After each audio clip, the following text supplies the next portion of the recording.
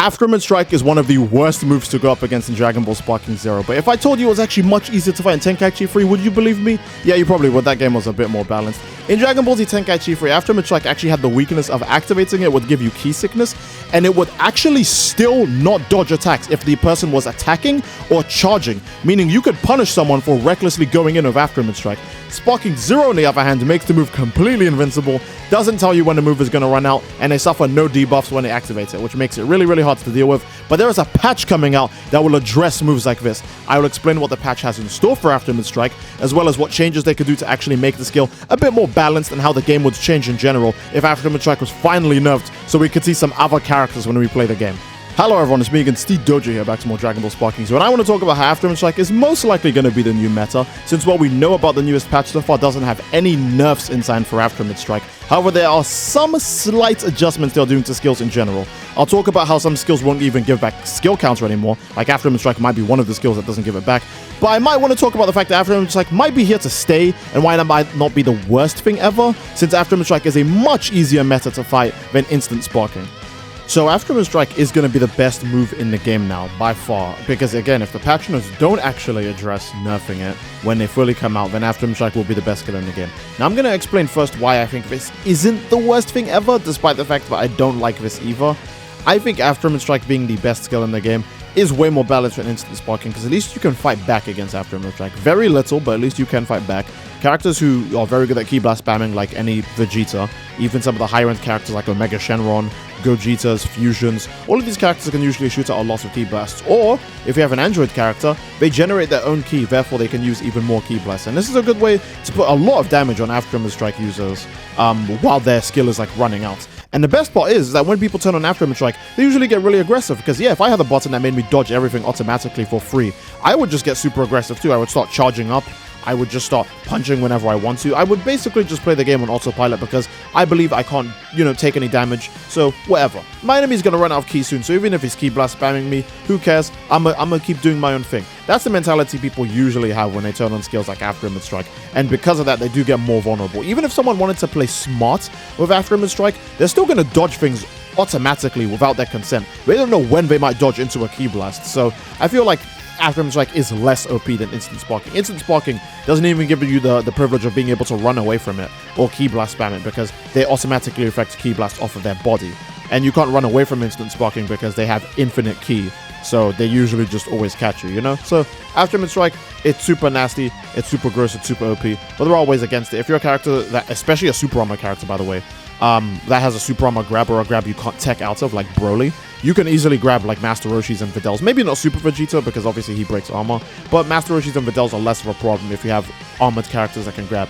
In fact, even Android 19, Android 20, Gotenks, and even Hercule counts because they can just use False Courage to gain armor and then grab an Afterimage character. So as much as I hate Afterimage and I do think it's super overpowered and does need a nerf, it's not the most unfightable skill in the game. Instant sparking skills were definitely much worse. Now, what are some of the benefits we could see of a potential Afterimage nerf? Well, if we finally actually get a real Afterimage nerf, maybe we'll see people, Afterimage Strike nerf. The regular Afterimage, that skill is like, okay, that skill doesn't need to get touched. With Afterimage Strike, what we could see from a nerf from it is actually finally seeing less Master Roshis and Videls in every single match. Because they are such low-cost characters that they are basically just extra health bars, but then they also have insane dodge skills. So you're fighting a team that has a lot of health bars on it already, and then it's got characters who are dodging constantly on it. I would like to see a difference in that maybe. Maybe Videl and Master Roshi would still get picked all the time when Afterimage gets nerfed just because they are low cost and you can fit them on into any team anyways.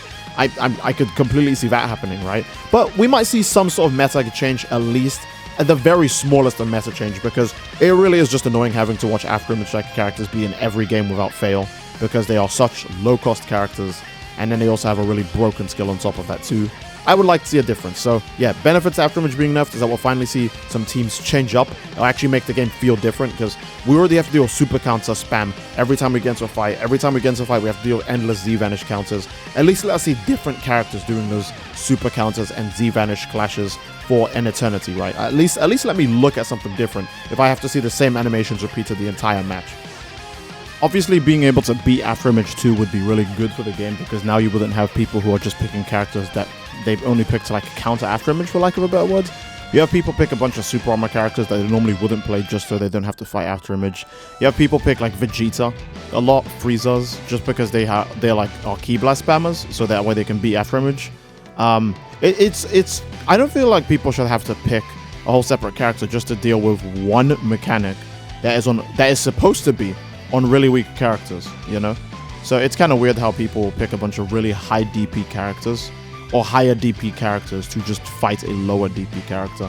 You have people who pick Videl and Roshi just because they know they have to fight a Videl or a Roshi, you know? That's not the way it should be. Let people pick who they want to pick, you know? So Afterimage Strike being nerfed would have many benefits. And now onto ways I think they could nerf Afterimage appropriately. I think the main one would be to just make it cost all of the character's skill counter. Let's say a character has a max of 5 skill counter, it should just take 5 skill counter, to be honest. It makes it much harder to spam because you get characters who can get 6 skill counter or 5 skill counter, which means they only have to use 3 skill counter to use Afterimage Strike, and then they can either just wait for the 1 bar to come back or just do it again the moment they notice they're not teleporting anymore. I think that's really annoying. So one way they could do it is by increasing the skill counter, but one method I want no matter what is an actual timer, or at least a buff indication to show how long the skill is up. A good example is if someone uses a power-up skill, whether it be Saiyan Spirit or some other kind of power-up that gives them like stats like False Courage or something, you get to visually see how long that buff is available for, because it just sits under the character's key bar or health bar, meaning all you have to do to check if it's still there is to just simply look at the stats. And I think that's really easy, that's really nice. No one should realistically have a problem with that.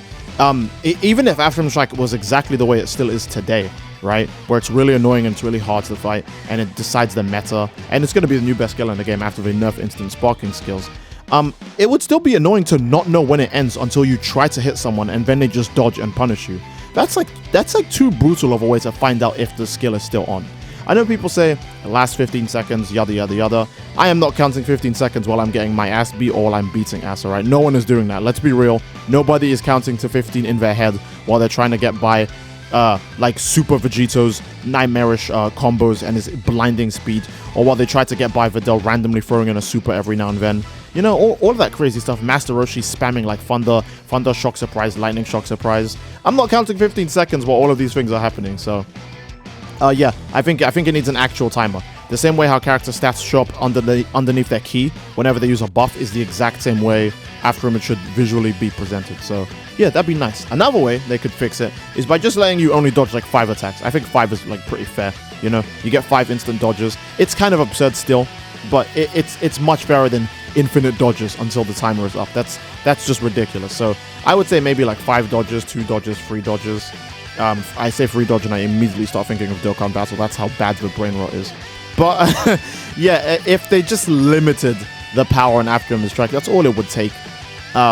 Because it's a super dominating skill. So, and think about it, it's gonna get worse when they start adding DLC characters of it. I can imagine a few Dragon Ball Daima characters will definitely have Afterimage Strike because that series is a bit more grounded, so it's not gonna be a bunch of instant sparkings. Like, example, Beast Gohan is gonna have an instant sparking, right? That's 100% guaranteed. I don't think you have an Afterimage Strike though. So yeah, I do hope that they actually nerf Afterimage Strike eventually, because right now it's definitely too good and it's going to become the best skill in the game. However, unlike instant sparking, you can at least fight back in a very feeble kind of way, but fighting back nonetheless. So I am pretty excited to see where they go with that, or if they'll even just they could nerf it in this patch. Remember, they could just nerf it in this patch. When this patch goes live, we might check the patch notes and see, oh, they nerfed it. But for now, they have no plans to nerf it. So yeah. Either way, I think this is a great place to end the video. You guys let me know what you think about Afterimage Strike, because this was the skill that people were originally complaining about when the game came out, and not instant sparking. Mostly because people slept on how crazy sparking mode was as a mechanic. But now we're going to go back to the way the game was at launch, where it's just Afterimage Strike non-stop. Keep in mind, they can still use super counters and Z counters and all these clashes and stuff while still having the Afterimage on, which is really tough to try and fight and deal with, but yeah, that's a great place to end it. I do hope you guys enjoyed, and if you did, then please leave a like on the video, don't forget to subscribe to greatly support the channel, and leave a comment down below as to what you'd like to see next, fellas. Love you all, hope you enjoyed, and I will see you all next time. Take care, and peace, people.